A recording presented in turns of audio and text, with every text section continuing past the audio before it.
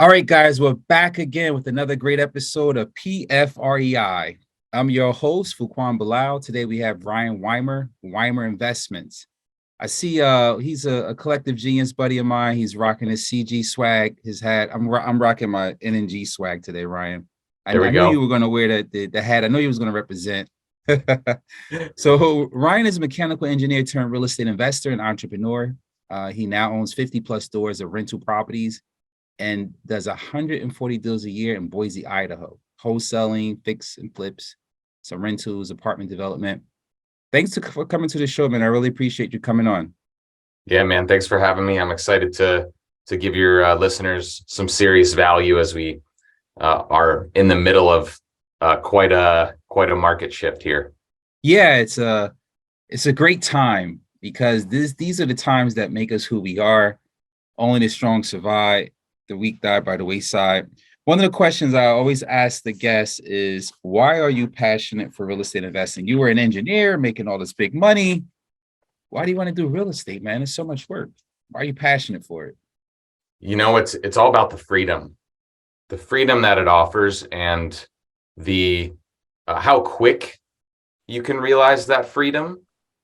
I think it's the quickest and most proven path to financial freedom. So I'm sure, there's other avenues. You can go buy a business, you can do other things, but real estate is just the most proven, man. It's the most lendable. You got hedge funds buying up a bunch of stuff. It provides solid returns. You get tax benefits. It's a hedge against inflation. There's 5 different ways you can make money in real estate. And to me, there's just nothing like it. Yeah, I love it too. My heart is on fire every day for it, man.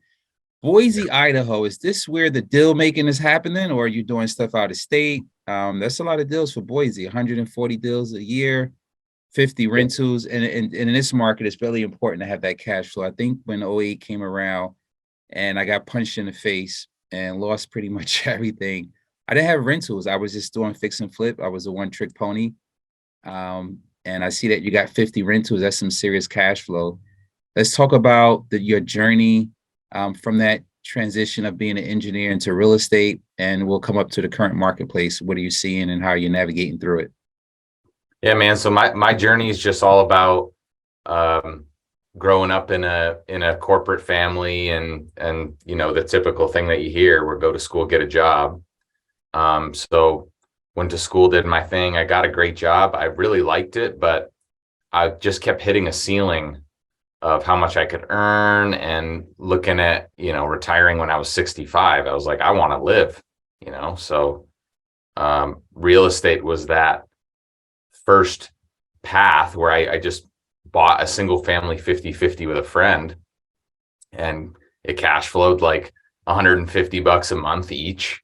And I got hooked because I realized, like, this is all just a math equation, right? The engineer brain in me. I was like, how many of these do I need to be able to quit this job and just do whatever all day? So that's how it started. And then I realized there was just uncapped potential. There was no ceiling. I mean, I could control.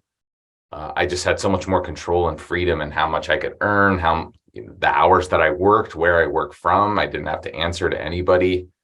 So I actually got let go from my first job as an engineer, and that built up a little bit of scar tissue of, like, if this happens again, then it kind of had me looking for something else already. Like, I didn't trust the corporate system after that experience. So it was the right place and right time. And everything happens for a reason, man. The blessing of losing a job pretty quick out of college actually got me right to the spot, or else I would have had golden handcuffs for I don't know how long. So Yeah, a lot of people look at that and go, maybe some people who's listening to this, I want to try it. I want to jump out the window and grow wings falling down. But it's not as easy as one would think, right? I'm pretty sure there was ups and downs and different pivots you had to make throughout this journey. Let's talk about some of your struggles. Like we see a lot of people on Facebook. I'm guilty of it also, posting all the success and everything, and not enough people post the challenges they go through, right? Because I mean, for me, it's motivational. from where I come from, I want to show the person that come from the same, you know, community I came from, hey, look, if I'm doing it, you can do it. But it really, I don't think I do enough at sharing a lot of the challenges and struggles. I think I'm going to start doing some more of that. So yeah, I'm interested in knowing about your struggles, the low points, the points when you had to pick yourself up off the ground and like, oh my God, why am I doing this? I'm going to go back to being an engineer. I can have off the weekends. Yeah, man, there's way more low points than high points. There is. But your floor, the difference is your floor increases a little bit each time, you know? So it truly is that 2 steps forward, 1 step back. And when you fail, it's all on you. When you succeed, it's all on you. So that does something to your personal confidence. And you got to have that positive self-talk. You got to have that positive content consumption. I mean, that was one of the biggest changes for me, is just purging my social media accounts of stuff that I didn't really align with. It was just consuming my time, and it wasn't adding anything to me. It wasn't giving me, getting me closer to where I wanted to be and the mindset shift that I wanted to have. But yeah, and especially this year, talk about the mindset shift. I mean, Boise went from the hottest market during COVID, where it was like 40 to 45% appreciation in those 2 years. And now all of a sudden it's down just over 25% in 2022 alone. So, yeah, everyone loves to talk about their successes, but not their failures, because the failures, they're humbling. They're the gut punches. That's the time when you got to have that positive self-talk, and you got to have that support group. So my presentation last quarter at Collective Genius was actually all about how we're getting our asses kicked right now in this market. Yeah, a lot of people are. I mean, it just depends on where you at across the globe, across the really US. We see more of it coming from west to Midwest. On the east, we're in New Jersey. It's not as bad as I'm seeing a lot of the other guys. I mean, things are staying in the market instead of 1 week on the contract, maybe 3 weeks, maybe a month, the longest, and then closing is, the longest 45 days from there. And that's, to me, average, right? That's going back to 2019, where we left off at before we went into this crazy market. But to see values drop like that, we're seeing 6 to 8% of value dropped, and we predicted, and we stress test now when we buy. We just underwrite it at a ARV when we're done, maybe 15% less than the current market, 18-month holding cost, different things that we do on higher interest rate to see if it's still worth it. So, if the market pivots and shift, we've actually underwrote the deal for that pivot or shift. What are some of the things you guys are doing where you're saying, you're already seeing a 25%, I think I heard you say, in drop of value. Yeah. But really, what is the value? If it was overinflated and it dropped down, then it's almost getting back to normal, right? So what are some of the things you're doing to stress test and you're underwriting for deals that you're buying? We're just staying away from flips right now at all costs. We will maybe do 1 out of every 10 deals that we come across if it's that bottom 30% price point. For us, that's like sub 300 or sub 250. Stuff is still really moving, and hasn't seen there's just not a lot of inventory in those price points. So that stuff can still move, but we're hardly doing any flips right now. We're focused completely on wholesales and then new development. So the biggest game changer for us right now is if you're not doing acquisition by creative finance, if you're not doing seller finance or subject twos, this is the best time in over a decade that we've had for that. So we're getting stuff with, less than 5% down, anywhere from 0 to 3 or 4% interest on long-term notes, taking over people's mortgages, or just having them become the bank and finance to us. And that's been we were always doing that, but before it was maybe 1 a month that we could get, because everyone wanted cash. And now the market is, man, what we could give you for a cash offer, you don't even want to know. it's just making that terms offer so much more attractive to sellers. So now, like, right around 7 out of every 10 of our deals are through creative finance Mm, acquisition. yeah. And you guys are just taking those back and holding them as a rental, creating small arbitrage until the market shifts and you're able to exit it through a sale, controlling the asset, nice arbitrage. Yeah, sweet. And getting that cash flow up to keep the bills paid. Yeah. And some wholesales here and there to get those nice, sexy chunks of cash in. And so, what are you seeing for your buyers that are in that market? Because you're saying you stop flips, but you're still getting rid of wholesale. So, obviously, there's still some fix and flip activity going on in your market.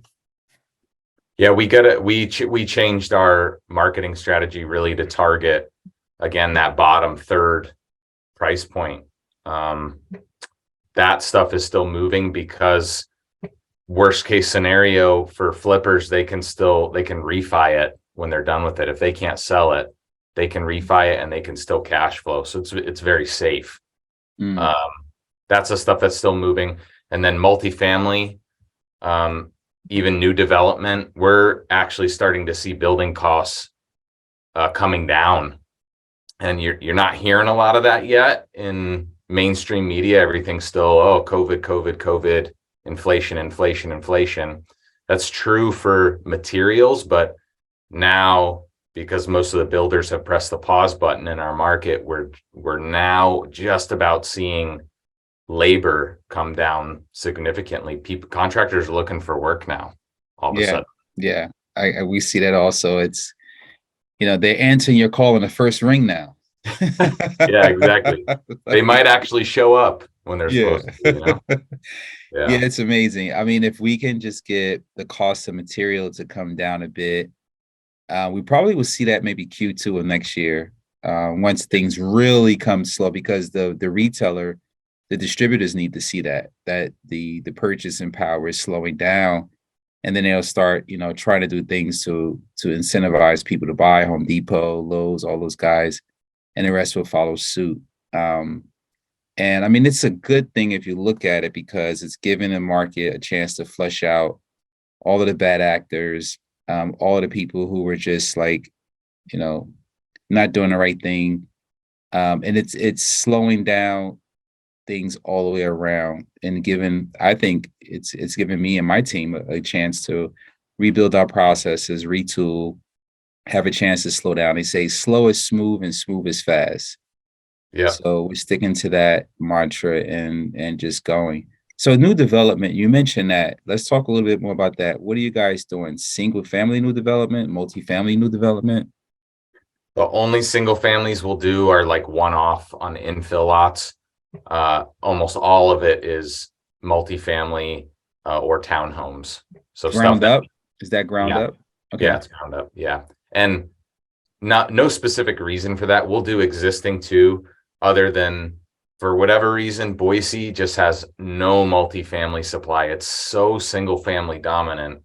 Um, I think just because it's a newer, somewhat newer city relative to all the other cities in the US. So there's not any existing inventory or even off market opportunities. We've already hit everything in all of Boise. So um, infill opportunities, like if there's a mobile home park that's in a good area, we'll sit on that and cash flow and get the bills paid, and then go through all our city permitting process and get all our drawings done, get our funding ready, get our ducks in a row, so that in a year and a half or 2 years, when we finally get built permits, we can go and we don't have any holding costs. So that's the ideal play for us. But rents are just, they're still holding really strong.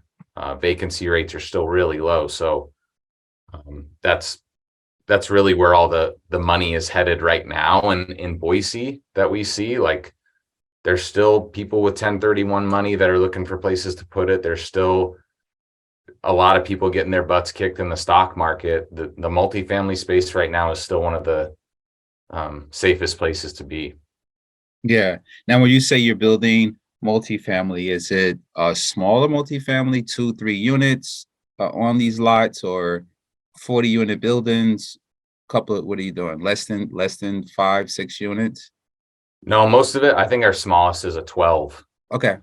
Yeah. So we Yeah. do, I think our biggest that we're hoping to get approved is 120. Mm. So nothing crazy that institutional money would compete with. Anything in that like 10 to 50 unit zone range is a good spot. You can get some really good deals there because the institutional players, it's not quite big enough for them. So we found a good niche there. But still, I mean, getting build permits takes at least a year, just with all the reviews and the city things that need to happen. It can be, so you got to buy the land and you got to really factor in those holding costs if you can't cash flow on it in the interim. So what are some of the challenges you're seeing, and talk to us about what are you doing to mitigate risk and get through those challenges? Like I interviewed a couple of our friends and they're laying off people. They're like getting really nimble. They're really, you know, cutting a lot of costs, getting rid of people who they wanted to get rid of for the longest, but now because we're in this market, it's giving them the reason to do it now. What are some of the things that you're doing to kind of stay in alignment with what's happening with the marketplace? Yeah, I think that's a given, right? If you got somebody that's not in a revenue generating position, you got to take a hard look at that. And even if they're in a revenue generating position, what is their output per employee? We've shifted a couple of our project managers that will do, now that we're not doing as many flips, we still got the multifamily stuff, but maybe they'll spend half their time on appointments and doing acquisitions. So I think going on defense and looking how to cut costs is a part of it, but I really strongly feel the way out of this is offense. It's sales. 100%. Yeah, you gotta now is when we're getting all the creative deals and it's starting to get fun. And then when you get all the creative deals, now all of a sudden you got a capital issue, but you can wholesale those creative deals. So maybe instead of being able to keep those creative deals because we love that cash flow and those low interest rates, maybe we're wholesaling the creative deals. Maybe we're closing on them and then selling them to a wrap buyer and stacking cash that way. So there's little tweaks that you can do on offense that I think and I don't know about you, but we've seen a lot of drop off in competition in our market in the last 5 or 6 months. I mean, 100%. I'm not getting any text messages anymore. I'm not getting any no, calls because I own a lot of property. These guys be calling me, and I'm like, we're calling other people. They using the same strategies on me. I'm like, you know, it's completely died down. Like I yeah, used to get a text and a call like every other day. I may get maybe one or two a month now. yeah, it's So crazy. seeing it just overnight, like this day and night, just boom, stopped, turned off, and like, wow, what happened? Yeah, Um, yeah, the competition is really, I mean, like I just stated a few minutes ago, this market is flushing out a lot of people that was just not really creating competition. It was just creating a bunch of noise. Um, I think it was people like it was a race to the bottom in my yeah, market where if you can make 20,000 in a wholesale deal, they would bid it up so much where they would make maybe like 3,000 or 5,000 on a wholesale deal just to get the deal. It's like, yeah, you hear guys who say, "Oh, I'm doing 300 deals a year." And I'm like, "Okay, well, what's the spread on that?" That sounds like a lot of work, yeah, for $3,000 a pop. You know what I mean? yeah, yeah. So this year, for you listeners, don't get caught up in how many deals a year. It's not about that. It's, what is the net on those deals you're making, which really makes all the sense. Yeah. And don't get me wrong. I mean, we've still got, I think, three in our own inventory that we're gonna take a pretty big hit on. So, we've been the last 6 months we've been working really hard at just sometimes you got to take your losses and just move on to the next deal, right? You can't get caught up in chasing the market down or not getting real with the situation. You gotta, like, there's a time when the market is all about seeking opportunities and it has forgiveness. Now is not that time. Like, you gotta, if you're holding on to stuff and chasing the market down, cut your losses now. Yeah. Like get yourself to that point of stability where you can then go and attack. It's all about getting to that point of stability. We're really close. We got those three that are hurting a little bit, but again, if you're taking losses on some deals, then you got to go on offense and recoup that back. So it's just Correct. how. 100%. Yeah, man. I really appreciate you taking the time to come onto the show. This is really good to get your perspective on what's happening in your marketplace. And anything you want to leave our listeners with, any social media handles. I know I saw something that said you do some one-on-one coaching. Is that a fact? Yeah, we do. We Okay. do one-on-one coaching. If you want to apply to that, just shoot me a message on Instagram at Weimer Investments. It's WEIMER Investments. Especially if you don't have creative finance in your tool belt right now for acquisition, this is the perfect time for that. You guys can get some game-changing wealth during this period by accumulating properties on long notes, instant cash flow, low down payments. So shoot me a message. Even if you aren't really looking for formal coaching and just need help structuring something, more than willing to do that. So hit me up. Awesome. At Weimer Investments on Instagram. Make sure you guys check out weimerinvestments.com. Oh man, thanks for coming to the show and adding so much value. Another great episode of PFREI. I'm your host, Fuquan Bilal. Be sure to like us on YouTube. Make sure you share it with everyone else. If you are on iTunes or one of those other platforms, be sure to recommend this to a friend. So we're back like we never left. Another great episode. Appreciate you for coming on today, buddy. It's been a plum-pleasing pleasure. Right on, man. Go get some.